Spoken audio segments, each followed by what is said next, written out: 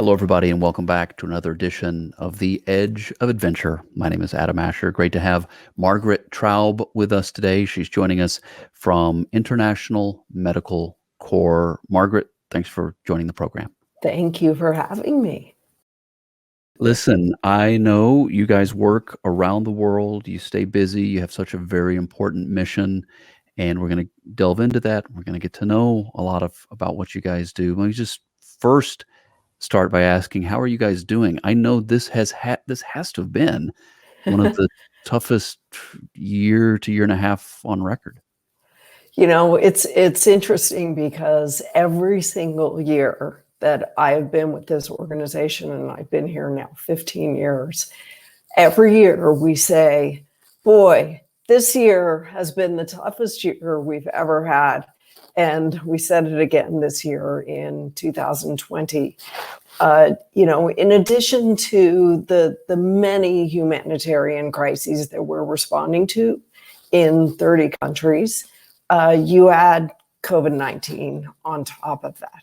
So in addition to famine in parts of Africa, in addition to the conflict areas where we work in Yemen and Syria, in addition to the natural disasters that we respond to, you add COVID-19 on top of that. So all of our 7,500 staff worldwide are doing their work, saving lives, relieving suffering, training. But then in addition to that, they're having to fight COVID. So it's really unprecedented. COVID, of course, complicated everything. And in the business of what you guys provide, if you will, the providing this kind of life-saving care for crises that exist even without COVID, and then you add COVID on top of that. I know that's been tough, and we're thankful for what you guys do and how you go about doing that. So let's pull back a little bit and give sort of the overview of the organization for people who don't know or aren't familiar with International Medical Corps. Your focus is primarily what? So International Medical Corps delivers life-saving medical relief and healthcare. So that's broad healthcare. That is, vaccinations for children, reproductive and maternal health care, clean water, sanitation, hygiene, the wide range of healthcare services, nutrition services, mental health services, which frequently we forget about mental health and how important that is. And we do this in really the toughest environments, conflict and disaster zones. So in places like Yemen, in Syria, in Nigeria, the Democratic Republic of Congo, these are the places where we work. And we have been doing this since 1984, so 36 years now. And our focus is not only assisting people in crisis, but also training. That's really key. What we've learned, and really from the very beginning of our organization, we learned that it's not enough to bring in people or to offer aid alone. You have to really train communities and give people the knowledge and the skills they need to recover and rebuild and become resilient over the long term.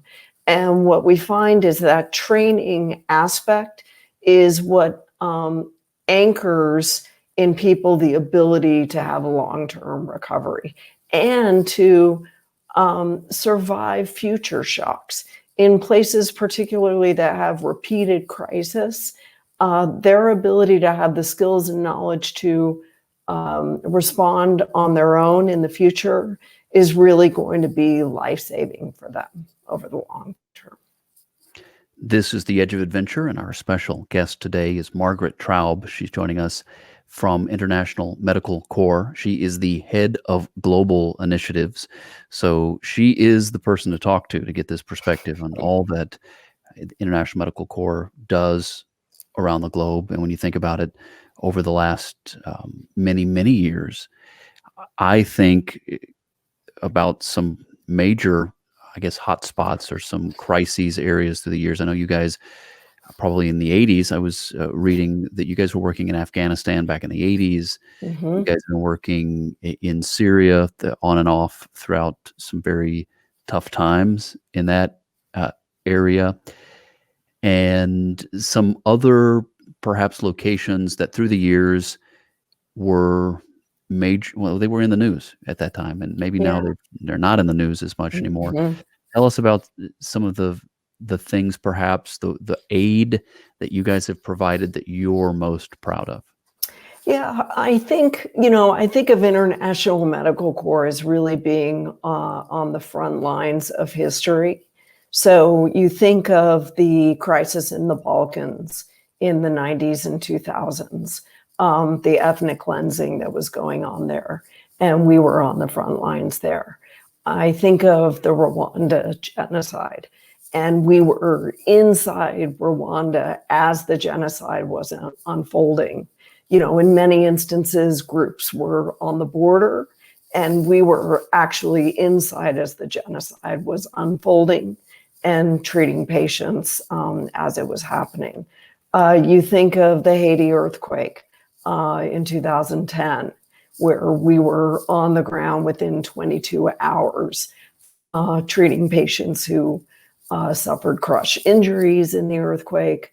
The tsunami in Indonesia, in Sri Lanka, Indonesia, the Indian Ocean tsunami in 2005, 2004. So with each of these large scale crises, the Japan earthquake and tsunami, the Nepal earthquake, and, even crises here in the United States, the recent hurricanes in Florida, in Texas, in North Carolina, you know, we really have been on the front lines of all of these crises and conflicts and disasters. And so I feel like wherever there is a major emergency or a major event, we are there. And regardless of how challenging the conditions, how remote the location, that is really our mandate. I think of the Philippines when the typhoon hit the Philippines several years ago. I was actually there, and we were, there are 7,000 islands in the Philippines, and we were able to get to some of the most remote areas where communities have been completely cut off. And that really is what we seek to do, is to reach those communities that no one else is being able to reach.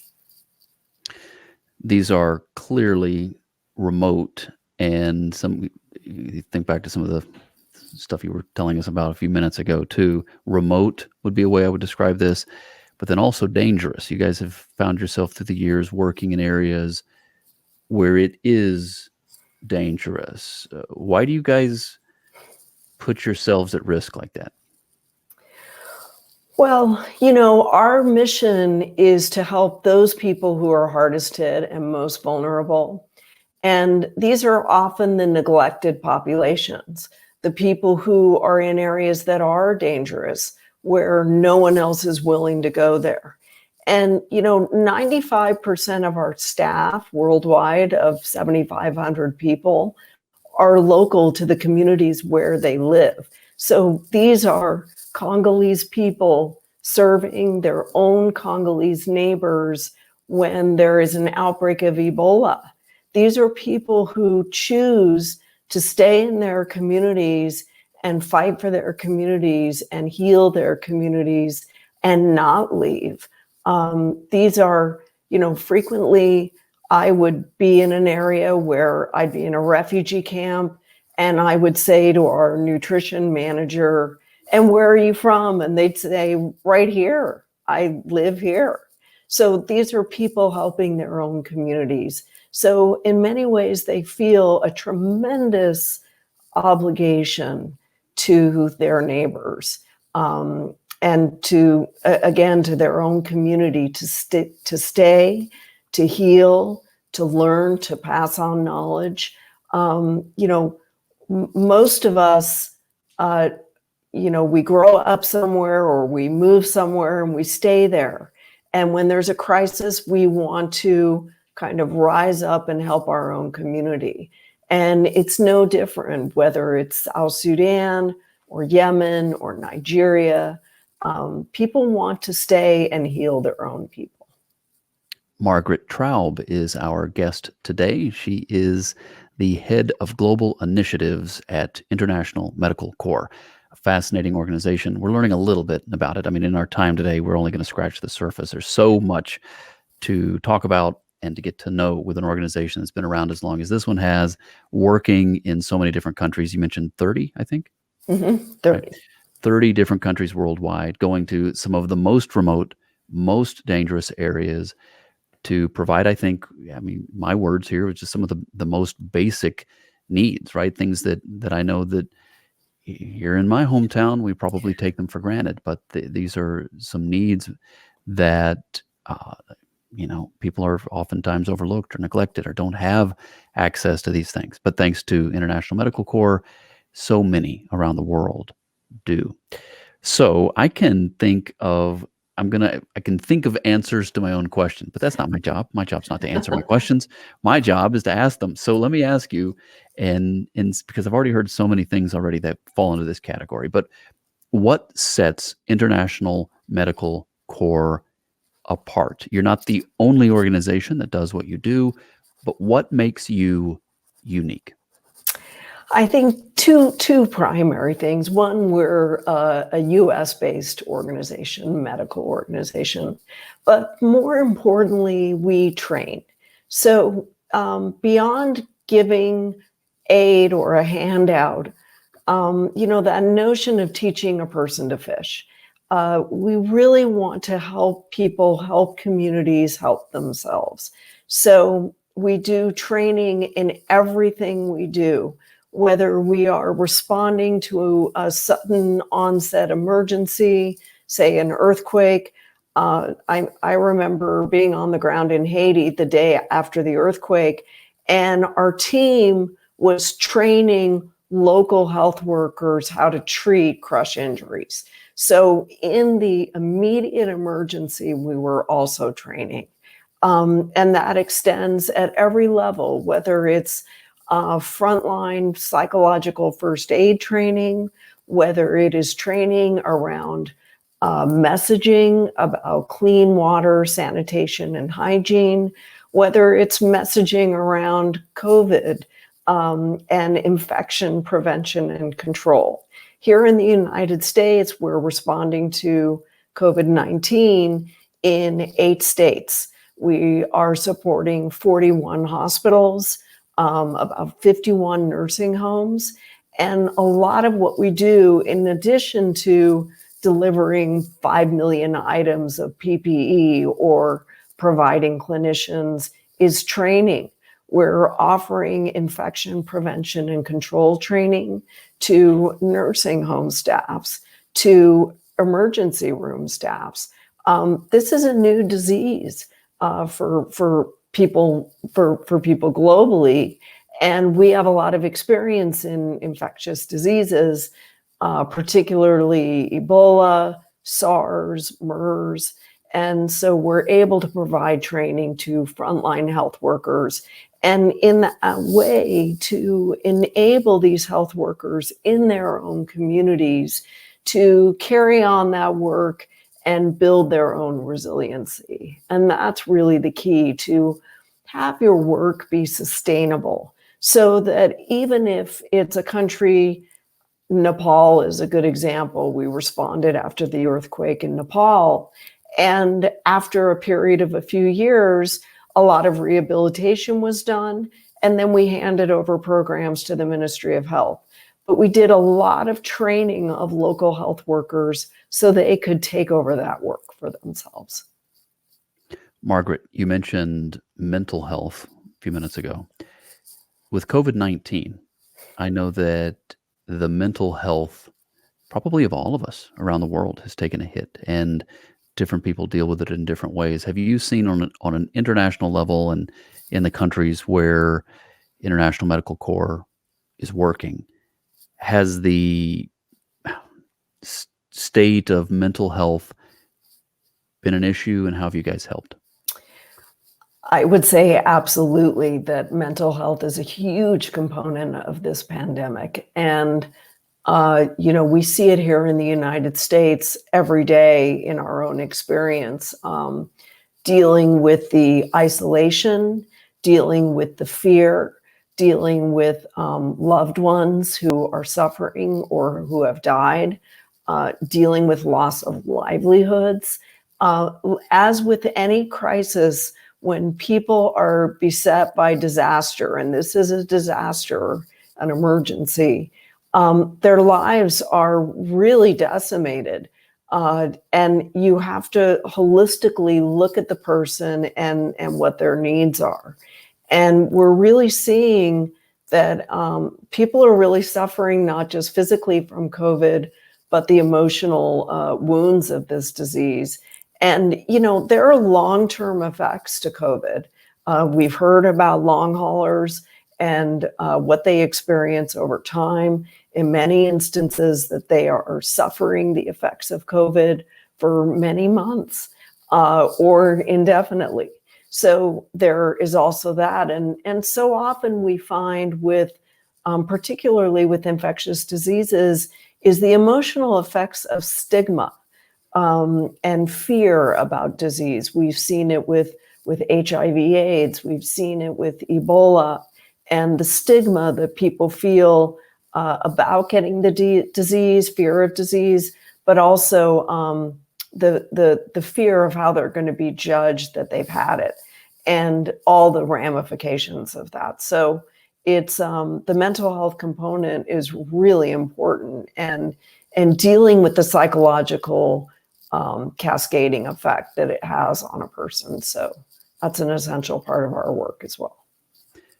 Margaret, I remember, I think maybe 7 years ago, 6, 7 years ago, the Ebola outbreak in Africa. How does that compare to what we've got going on now with COVID? And is Ebola coming back in the news, right? I mean, obviously, COVID is, everyone's so focused on it, but there are other things happening. And sometimes I think it's easy to forget those other things. Is Ebola under control, or has there been any new instances of it in recent days? Yeah, so actually the most recent Ebola outbreak in the DRC had been brought under control and was eradicated. But as it happens, a new case of Ebola emerged in a part of Eastern Congo in an area called North Kivu just in the last few days. A new case that International Medical Corps is actually responding to. We have a lot of experience responding to Ebola in West Africa, and particularly recently in Eastern Congo and actually throughout DRC. So this has emerged again. It is very concerning. Ebola is a highly deadly disease. The survival rates can sometimes be as low as 30% among people who contract the disease. So it's quite deadly. It's not as transmissible as COVID. There isn't an aerosolization of the virus, but it obviously is very deadly and brutal. So it is of concern. And, there are striking similarities between how populations, how the public responded fearfully to COVID in the early days back in March and April, and the fear about what COVID could wreak, similar to what happened with Ebola when the first case showed up in the United States in Texas back in 2014-15. So, the fear and the sudden just panic that occurred for me is very striking and very similar. So, these infectious diseases have to be taken seriously. And it's all the more reason that a vigilance about the science and information and sharing information wisely and widely is so important. Margaret Traub is my guest today here on The Edge of Adventure. She is the head of global initiatives at International Medical Corps. Margaret, hardest part of your job is what? For me personally, the hardest part of the job is just kind of the human suffering component, the witnessing of human suffering, sometimes on a very individual, personal scale, but also on a huge scale, right? Just the numbers of people that, we come into contact with, or that I come into contact. And I would say particularly children. It's the number of time, it's horrible to witness anyone suffering, but when you're seeing a child suffering, it's all that much more difficult because the child isn't in control and doesn't understand what's happening. So I think that's the toughest part, but the kind of the way you ameliorate it or try to work with that realization is just by doing. I feel lucky that I'm able to be part of an organization that is solving problems, where if I'm witnessing suffering, at least I'm able to do something. So it's a mixed bag, but I would say that's the toughest part, is just witnessing suffering. Likewise, what would be an instance or something that happens that restores your hope and just brings it all back around? I have to imagine, as you've said, there's an emotional weight that comes with doing this kind of work. It's a wonderful work. It's a wonderful work. But I know that you and your colleagues see and witness a lot of things that are probably pretty hard to witness and to take. Right. What then lifts the spirits and restores your hope and says, okay, yeah, this is what I'm supposed to be doing? Well, similarly to what I talked about with children, what gives me hope is seeing their resilience. I mean, the resilience of the human spirit is absolutely magical and so surprising. And yet we shouldn't be surprised by it. And yet I see it all the time. I mean, seeing children play in the most, barbaric of conditions or brutal of conditions and smile and find joy is really affirming. And seeing the strength of people, I've met women who have suffered horrific atrocities, and yet they are, with assistance, able to find a reason for hope again, and watching them rebuild their lives, and in many cases start to go to work. They start to say, what can I do to help others? And there's something so profoundly affirming in that. Watching a woman who lost children and is now alone, but is being put to work and helping other women who have suffered in her own community, which gives her meaning, gives her a feeling of dignity and hope for the future. And I'm sure, I think I know from my own life, the way I've kind of come back from hardship or recovered from adversity was to feel like I had could make a difference, that I had meaning somehow. And I see that in the people we serve and their ability to overcome things that most of us can't even imagine is really profoundly affirming. Margaret Traub is my guest here on The Edge of Adventure, joining us from International Medical Corps. Margaret, let's talk about your background. You've been with International Medical Corps for something in the neighborhood of 15 years, is that right? Yeah, 15 years.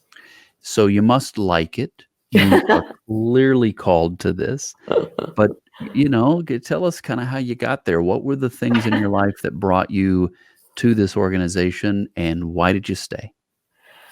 So I would love to say that it was all part of my cunning plan, but it wasn't. It was purely by coincidence that I worked in the news business my whole first career.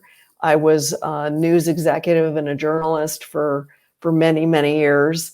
And a woman I worked with, actually at CNN, told me about this great organization, International Medical Corps, that she had heard had a position open, and I should meet with them and see if we were a match. And I did, and I met with them on a Monday, and on a Friday I met with the CEO, and we clicked completely, and she offered me the job then and there.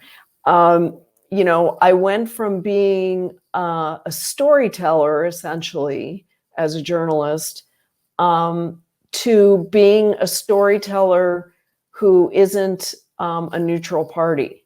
As a journalist, you have to be impartial. You can't take sides. You don't get involved. And what I like is that I'm still a storyteller. I'm still trying to get out the word about crises and get people to care. But I am doing it with an active involvement in the results.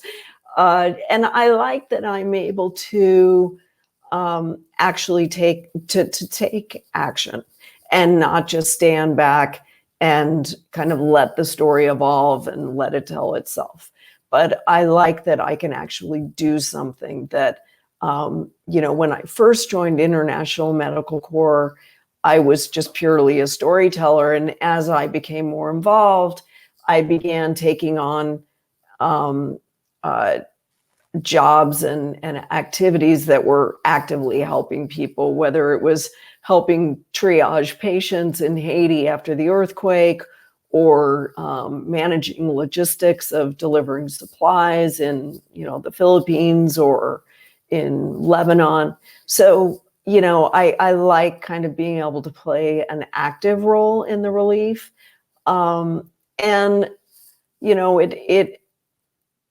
It wasn't, I didn't know when I first started my career in my early 20s that I would be doing this kind of work. I never would have dreamed it. And it's been a stunning turn of events for me that I get to do this kind of work, that I get to work with incredible people who, I think that's one of the biggest things I love about my job is the people. We're not tree huggers. We're not, you think of charity work as being, kind of gathering together in song. It's not like that.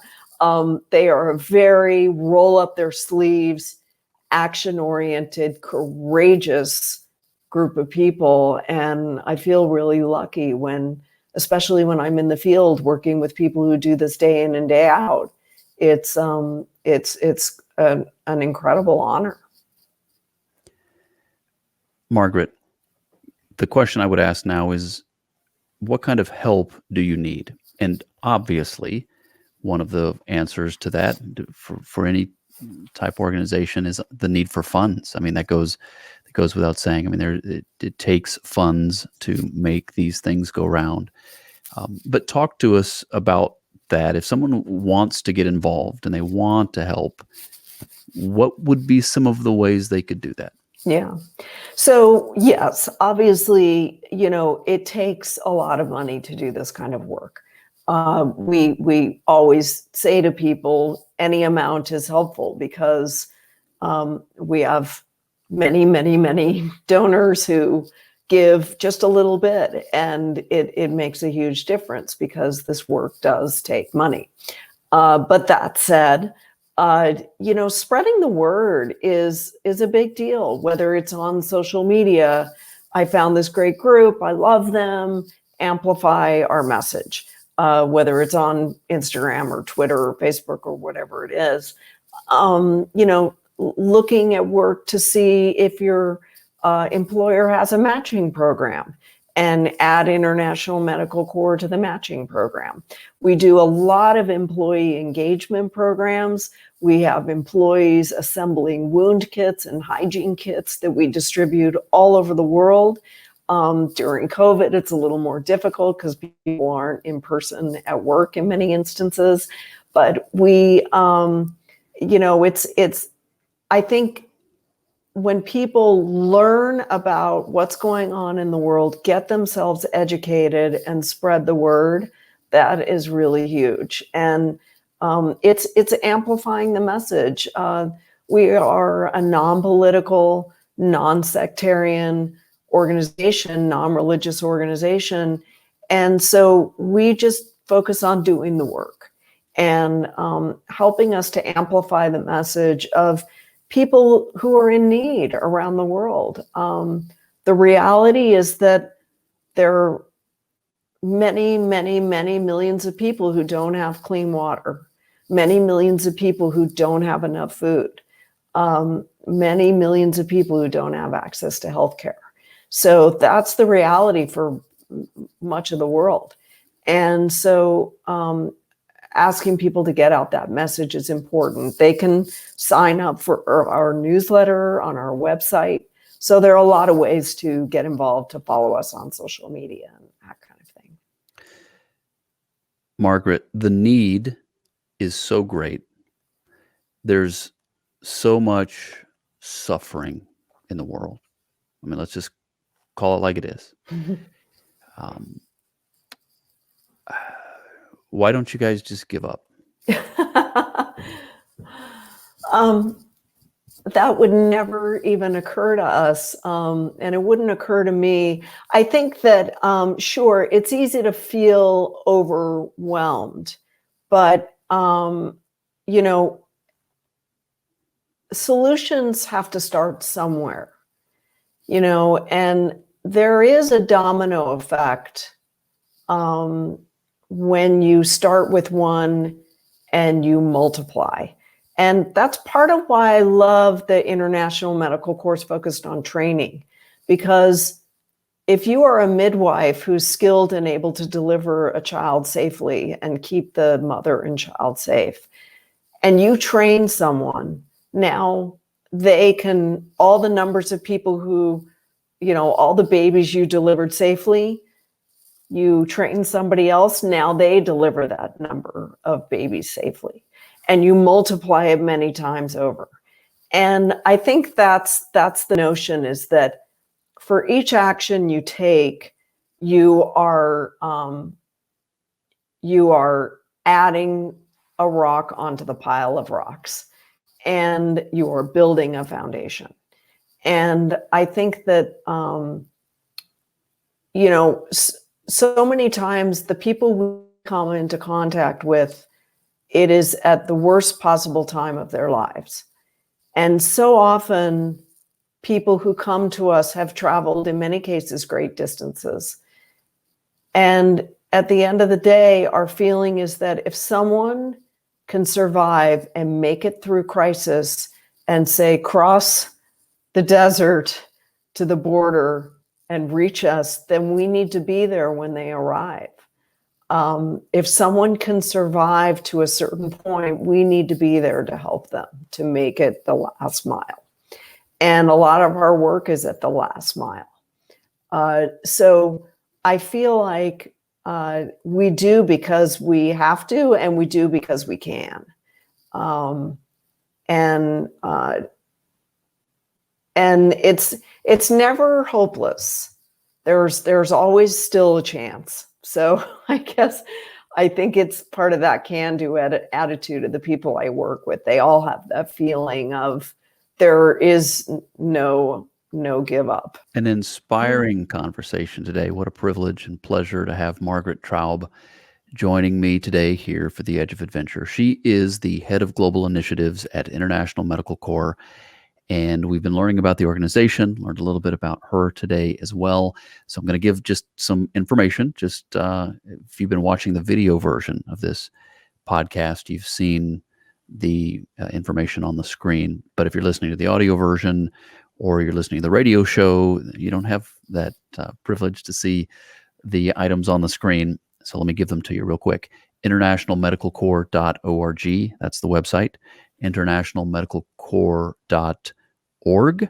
And you can look them up on Facebook or on Instagram. You would simply want to search for International Medical Corps. And then you'd find them on Twitter the same way, of course. But the thanks to Twitter being a little different in their rules for the handles, you can find them at IMC_worldwide over on Twitter. But again, a great place to start. Just go to the website, internationalmedicalcorps.org. And again, my guest today has been Margaret Traub, joining us from International Medical Corps. And she's head of global initiatives. So she's the person to talk to. And it's been great getting to know her. As we wrap the show, though, Margaret, I'm just going to leave you with this question. What does the audience need to know? And you can answer that any way you want to. It can be about life in general. It can be about the International Medical Corps. Speak to the audience from your heart as a leader in this business. What do they need to know? Words of wisdom. I think that even though I've been with this organization for 15 years, it does seem like yesterday that, when I first came here.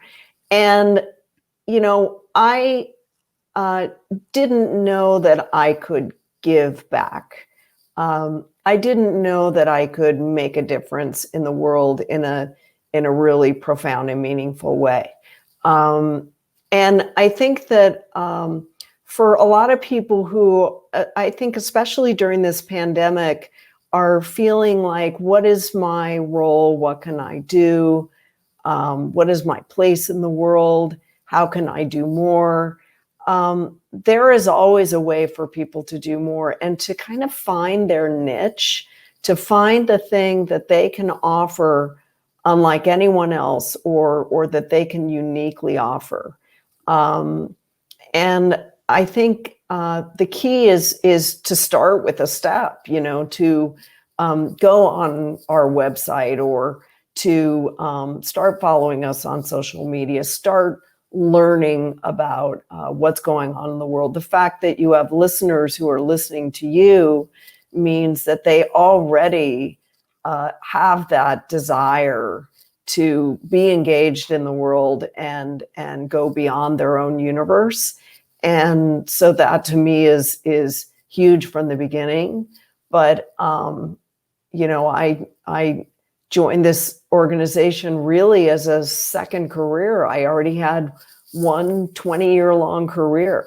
So I would say to your older guests, there's many things that can still come in your life. And this organization was really a surprise for me, and a really wonderful surprise. But I think that we all can have huge impact on the world, and to seek out those opportunities because they're there. Margaret Traub, my guest today here on the Edge of Adventure, head of global initiatives from International Medical Corps. And yes, you know what, Margaret, those were words of wisdom. You called it. You knew exactly what you were about to share, and very wise indeed. And you're really speaking my language. And that's one of the reasons why it's great to connect with you and the organization. And you're right. I mean, I'll speak on behalf of the audience that I am honored to have these guys and gals listen faithfully. They love these organizations that we get to talk to and learn about. And the thing that is so inspiring about them, you said it. I mean, they already come to the conversation with a heart for people and a desire to make a difference, to do something. And as I said earlier, right, the needs out there in the world, there's so many. The need is so great. And yet, as simple as it sounds, we can all do something. And that matters. It matters when we do something. And it doesn't just matter to the person that is quote unquote receiving the help. It matters back to the person quote unquote giving the help. Mhm. And I think oftentimes that person receives even more. So, Margaret, thank you so much. I've really enjoyed the conversation, getting to know you, and I encourage everyone to get in touch with you and the group at internationalmedicalcorps.org. You can look them up on social media. And regardless of, maybe you feel called to get involved, guys, and help them out in particular, please do so. But even if you're not quite there yet, I would just say reach out to them and encourage them. Send them a message, let them know that you're out here, that you heard the show, and you admire what they do, because that kind of encouragement matters too. So, It does. Margaret, thank you again, and stay well, stay safe, and please pass our gratitude along to the wonderful team at International Medical Corps. Thank you, Adam. You as well. Thank you all for joining us again for another edition right here on The Edge of Adventure. And we'll see you next time. God bless.